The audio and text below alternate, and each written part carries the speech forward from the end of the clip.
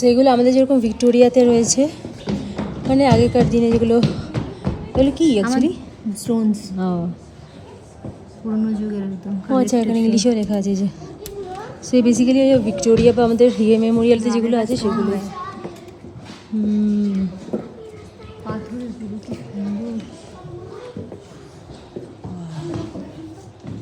আচ্ছা, তোমাদের কার কার বলো তো মিউজিয়ামে যেতে ভালো লাগে?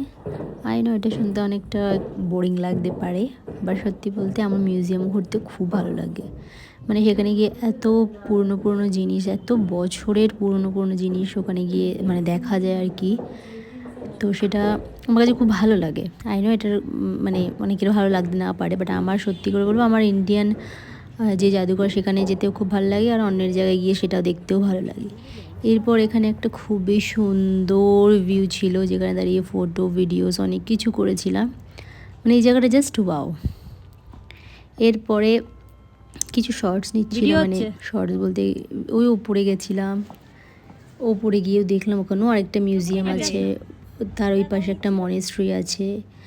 সো ইয়েস, সেদিনটা বলতে গেলে খুবই ভালো লেগেছিলো মানে ঘুরে আর কি। আর এখানে আমি কিছু কিছু শর্ট দিচ্ছিলাম। এটা একটা নিউ তোমার কি বলবো স্ট্যান্ড কিনেছিলাম, যেটা অটোমেটিকলি রোটেট হয়, সেটাই এখানে দেখছিলাম। আর দেখবো কি এত সুন্দর জায়গা, সেখানে একটা ভিডিও বানানো হয়ে গেছে এই করে।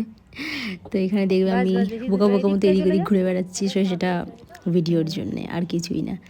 হ্যাঁ, দেখছিলাম জায়গাটা খুবই সুন্দর। আমি আগেও ভুটানে গেছি, বাট তখন এখানে আসা হয়নি। আমি আসিনি, বাকি সবাই এসেছিলো, আমি আসিনি, তো যার জন্য এখানে আসা।